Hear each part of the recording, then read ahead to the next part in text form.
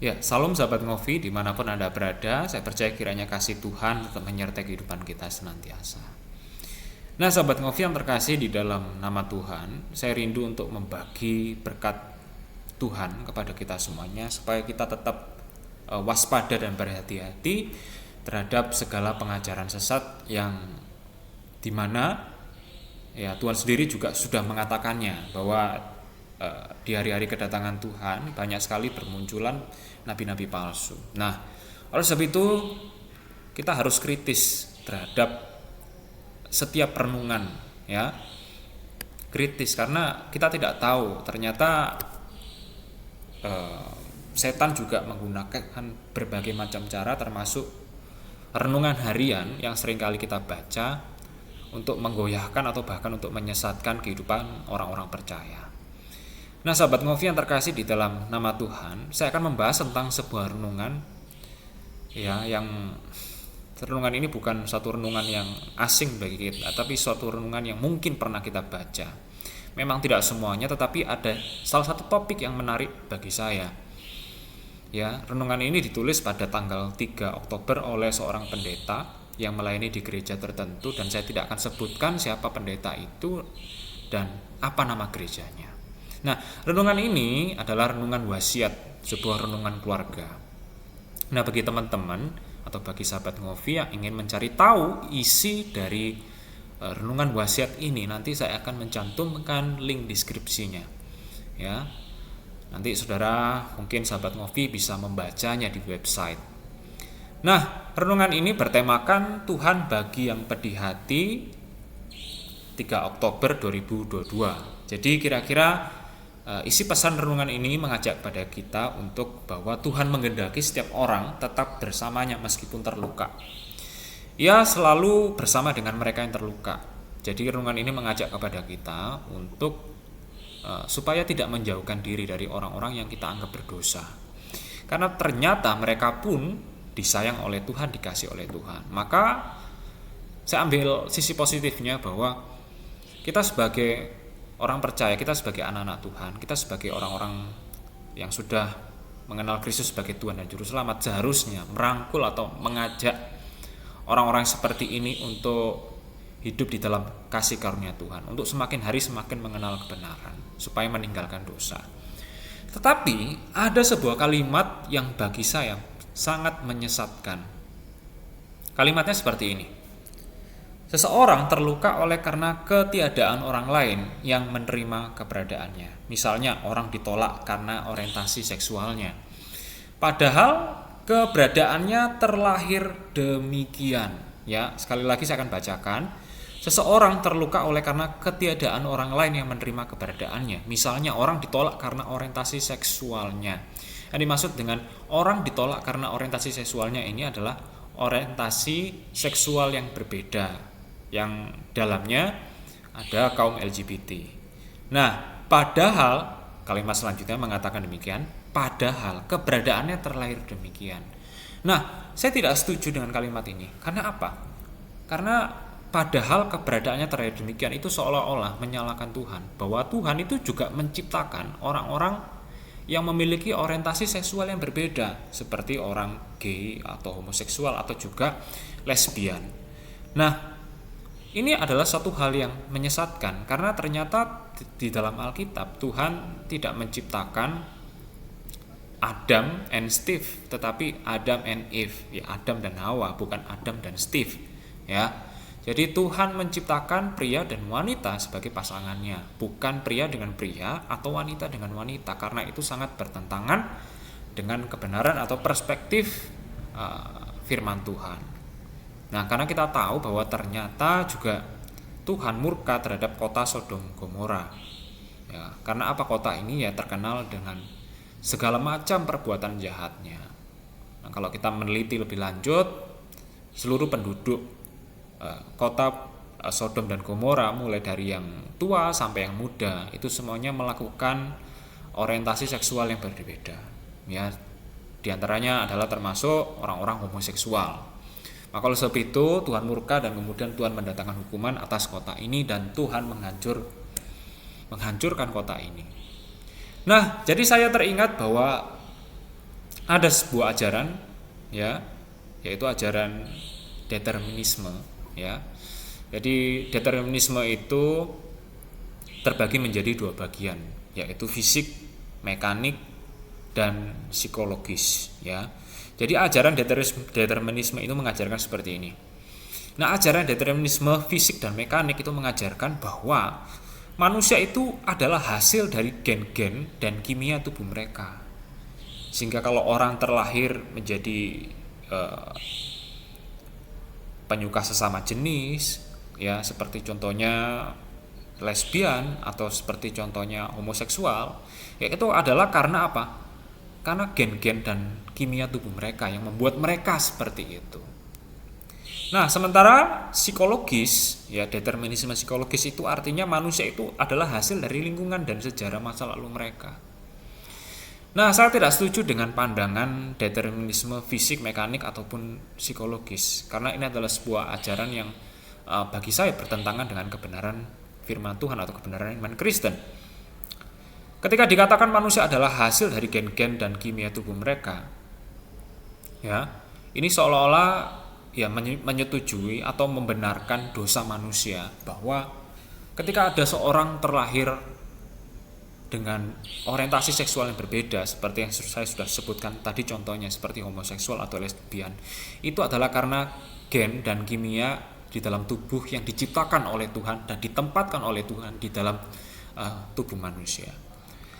Saya tidak setuju terhadap hal yang semacam ini, karena ini adalah hal yang salah, ini adalah hal yang menyesatkan. Nah, determinisme fisik dan mekanik itu sebenarnya berusaha untuk melempar tanggung jawab manusia kepada Allah, berusaha untuk melempar kesalahan manusia, dosa manusia kepada Allah. Padahal kenyataannya ketika manusia melakukan dosa, maka manusia yang harus bertanggung jawab. Ketika manusia berbuat dosa, maka segala perbuatan dosa yang dilakukan di hadapan Allah tentunya harus mendapatkan hukuman dari Tuhan. Ya, maka jelas ketika seorang berbuat jahat, ya, firman Tuhan mengatakan upah dosa adalah maut. Maka tidak mungkin Allah menciptakan manusia dengan gen-gen atau kimia tubuh yang semacam itu. Kalau kita katakan bahwa Tuhan menciptakan manusia dengan kimia tubuh ataupun gen-gen homoseksual atau lesbian, yaitu sama seperti menghina Tuhan, ya. Bukan hanya sekedar melempar tanggung jawab kepada Tuhan, ya, seolah-olah manusia itu tidak salah di hadapan Tuhan, tidak berdosa di hadapan Tuhan, tapi juga menghina Tuhan sebagai pencipta. Karena apa? Karena seolah-olah ya Tuhan, ciptaan Tuhan itu tidak sempurna. Buktinya apa? Buktinya ya adanya kemunculan orang-orang LGBT, penyuka sesama jenis. Padahal segala sesuatu yang diciptakan Tuhan itu adalah baik di hadapan Tuhan. Maka segala sesuatu yang tidak baik itu sebenarnya bukan berasal dari Tuhan. Kalau begitu Pak, itu berasal dari siapa? Dari dosa manusia. Karena segala sesuatu yang Tuhan ciptakan itu sempurna, tidak ada yang tidak baik yang Tuhan ciptakan. Segala sesuatu yang Tuhan ciptakan baik. Kalau tidak ada yang tidak baik, maka itu bukan ciptaan Tuhan, tapi itu adalah hasil daripada perbuatan dosa manusia. Maka kita harusnya koreksi diri, jangan kemudian melempar tanggung jawab kepada Tuhan. Maka saya tidak setuju ketika dikatakan sekali lagi bahwa homoseksual itu adalah karena ada dari sejak lahir, karena itu adalah hasil gen, karena itu adalah hasil kimia. Itu sama seperti melempar tanggung jawab manusia, ya, kepada Tuhan. Seolah-olah saya ini Tuhan, nggak berbuat dosa, saya bisa semacam ini, itu semuanya adalah karena Tuhan. Ya, maka tidak jarang ketika ada seorang waria yang kemudian diwawancarai, ya, kenapa kamu bisa seperti itu? Ya, saya menjadi seperti ini itu adalah karena faktor ekonomi yang pertama. Ya, dan yang kedua, kenapa kamu bisa menjadi seorang waria? Karena saya merasa bahwa jiwa saya itu wanita, tapi kemudian saya terjebak di dalam tubuh seorang pria. Nah, Teman-teman sahabat ngopi, ini adalah satu kekeliruan yang besar. Ketika Tuhan menciptakan seorang menjadi seorang pria dengan jenis kelamin pria, maka ya itu adalah ciptaan Tuhan yang baik. Ya, ketika Tuhan menciptakan wanita, maka ya itu adalah ciptaan Tuhan yang baik. Tidak ada yang namanya Tuhan menciptakan seorang wanita tapi kemudian menjebaknya di dalam tubuh seorang pria. Tidak ada yang seperti itu. Nah, jadi kemudian selanjutnya adalah perjalanan hidup akibat keterpaksaan. Memang benar orang-orang LGBT ya seperti lesbian, seperti homoseksual dan sebagainya atau yang sejenisnya, itu perjalanan hidup akibat keterpaksaan itu memang benar. Ada beberapa yang menjalani hidup sebagai seorang penyuka sesama jenis, menjadi seorang waria, itu karena akibat faktor ekonomi yang menuntut seperti itu, sehingga mereka kemudian menjadi seorang yang rusak jalan hidupnya, menjadi seorang waria, menjadi seorang penyuka sama jenis hanya demi memenuhi kebutuhan atau faktor ekonomi. Perjalanan hidup akibat keterpaksaan itu memang benar, atau dibuat demikian, ya, dibuat demikian itu dalam arti mungkin saja dia sengaja seperti itu, ya, atau mungkin saja dia menjadi korban dari pelaku homoseksual seperti halnya korban sodomi. Tapi dikatakan di dalam kalimat selanjutnya, itu semuanya bukan ulahnya, ya. Ini adalah hal yang saya tidak setujui dan harus saya kritisi. Kenapa? Dikatakan bukan ulahnya. Ya, kita nggak bisa ngomong ya segala sesuatu yang terjadi yang sudah kita lakukan termasuk perbuatan dosa itu bukan ulah kita. Kita nggak bisa ngomong seperti itu. Karena apa? Karena setiap manusia ya bertanggung jawab atas perbuatannya masing-masing. Ya, setiap manusia bertanggung jawab di hadapan Allah atas perbuatannya yang dilakukan selama mereka hidup di muka bumi ini. Kita nggak bisa melemparkan tanggung jawab manusia. Kita nggak bisa melemparkan, aku nggak salah loh Tuhan. Yang salah itu kamu. Kenapa kamu itu ciptakan saya seperti ini? Kita nggak bisa mengatakan seperti itu. Karena apa? Karena perbuatan manusia yang bertanggung jawab semuanya adalah manusia itu sendiri, bukan Tuhan. Tuhan menciptakan alam semesta ini. Tuhan menciptakan manusia itu begitu baik, begitu indah. Tetapi dosa manusia kemudian merusaknya. Maka ketika kita membahas tentang homoseksual, Allah memberitahu kita bahwa homoseksual itu adalah dosa di hadapan Tuhan. Itu Kejadian 19 ayat pertama sampai dengan 13, Imamat 18 ayat 22, Roma 1 ayat 26 sampai 27 dan 1 Korintus 6 ayat 9. Nah, Roma 1 ayat 26 sampai 27 mengajarkan bahwa homoseksual adalah akibat dari penyangkalan dan penolakan terhadap Allah. Alkitab memberitahukan kita bahwa seseorang menjadi homoseks itu karena dosa dan pada akhirnya karena pilihan mereka sendiri. Jadi sudah jelas bahwa manusia ya yang memilih jalan hidup sebagai seorang lesbian atau homoseks itu adalah karena perbuatan mereka sendiri atau karena korban daripada orang lain. Tetapi saya mau katakan, baik itu korban dari orang lain ataupun perbuatan sendiri, masing-masing harus bertanggung jawab di hadapan Tuhan. Nah, jadi sebagai kesimpulannya adalah Alkitab tidak menggambarkan homoseksualitas sebagai dosa yang lebih besar dibanding dosa-dosa lainnya. Jadi jangan hanya memandang kemudian dosa homoseksual itu lebih besar ya daripada dosa-dosa yang lain, sehingga dosa homoseksual itu nanti hukumannya lebih berat daripada dosa-dosa yang lain. Nah, semua dosa itu tidak menyenangkan di hadapan Tuhan. Maka homoseksualitas adalah salah satu dari sekian banyak dosa yang dicantumkan di dalam 1 Korintus 6 ayat 9. Ya, yang mengatakan bahwa pelaku-pelaku homoseksualitas itu tidak akan mendapat bagian dalam kerajaan Allah. Ya, jadi sekali lagi pelaku homoseksualitas itu tidak akan mendapat bagian dalam kerajaan Allah. Tetapi di dalam Alkitab sendiri itu juga mencatat bahwa pengampunan Allah itu tersedia bagi kaum homoseksual. Sama seperti bagi kaum homoseks, sama seperti bagi orang berzina, penyembah berhala, pembunuh, pencuri, dan lain-lain. Pengampunan Allah berlaku untuk semua orang yang meminta pengampunan kepadanya, yang bertobat kepadanya, yang mengakui dosa-dosanya. Tuhan mengampuni. Maka Allah menjanjikan kekuatan untuk menang terhadap dosa.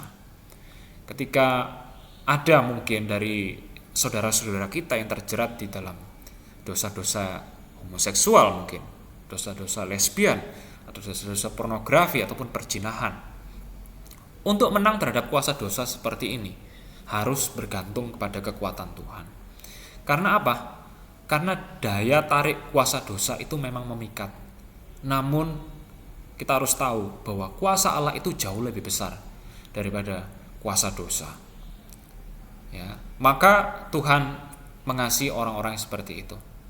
Maka tidak seharusnya kita menjauhkan diri dari orang-orang seperti itu, tetapi memberitakan Injil kebenaran, supaya mereka yang hidup di dalam kegelapan boleh dapat melihat terang Tuhan yang ajaib dan dapat hidup untuk berbenah diri. Nah, Tuhan mau merangkul orang-orang berdosa. Tuhan mau merangkul dan mengasihi orang-orang demikian. Maka tidak seharusnya kita menjauhkan diri dari orang-orang seperti itu. Orang Kristen banyak lebih menghakimi. Tetapi satu hal yang Tuhan minta adalah, maukah kita, baik itu saya dan saudara-saudara sahabat ngopi sekalian yang ada di rumah, mau menjadi mitra Tuhan di dalam menjangkau orang-orang yang seperti itu. Maka sebagai kesimpulan adalah yang perlu kita tentang itu bukan orangnya, manusianya kita rangkul, manusianya kita kasihi, tetapi yang perlu kita lawan itu adalah dosanya. Dan kesimpulan yang kedua adalah kita harus berhati-hati. Ya, sahabat-sahabat ngopi harus berhati-hati ya terhadap segala renungan-renungan harian yang saudara baca dan kemudian saudara jadikan itu sebagai renungan firman Tuhan. Kenapa? Karena kalau kita tidak berhati-hati terhadap kalimat demi kalimat, maka saudara nanti bisa tersesat di dalam satu pengajaran yang salah.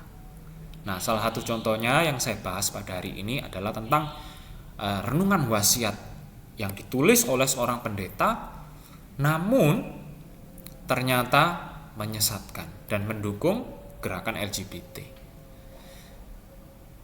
Walaupun itu pendeta, tetapi ya firman Tuhan sudah memberikan sebuah perintah yang jelas, memberikan sebuah nasihat yang jelas bahwa pada menjelang kedatangan Tuhan itu akan bermunculan banyak sekali nabi-nabi palsu.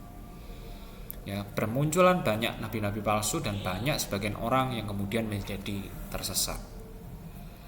Maka saya mengharapkan bagi saudara yang ingin merenungkan firman Tuhan, ya, jangan menjadikan renungan harian itu sebagai patokan. Tapi kita harus lebih membaca dan menggali Alkitab itu sendiri. Karena kalau kita menjadikan renungan harian itu sebagai patokan untuk belajar firman Tuhan, itu salah. Karena apa? Ya, yang menjadi patokan untuk kita belajar firman Tuhan itu seharusnya firman Tuhan. Firman Tuhan kita gali, kita selidiki. Apa yang menjadi berkat bagi saudara dan juga bagi saya. Tentunya ada banyak pesan yang kalau kita gali di dalam renungan kebenaran firman Tuhan itu sangat memberkati hidup kita. Ya.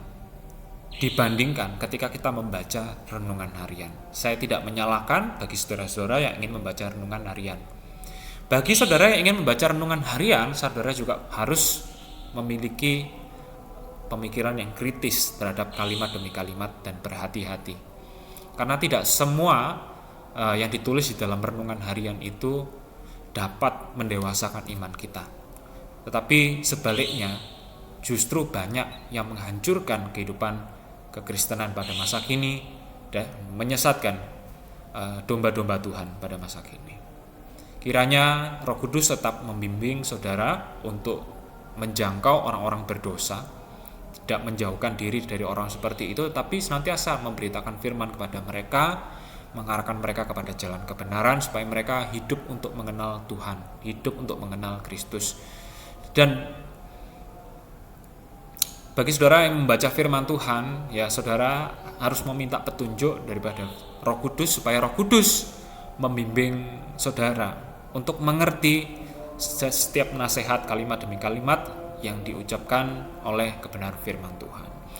Tuhan memberkati kita semuanya, dan tetap dukung channel Ngovi, karena hidup tanpa Ngovi adalah hidup tanpa kopi. Tuhan Yesus memberkati kita semuanya. Amin.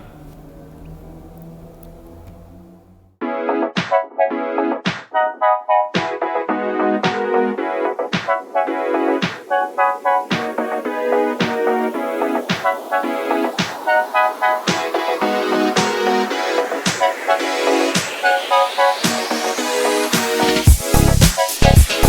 you.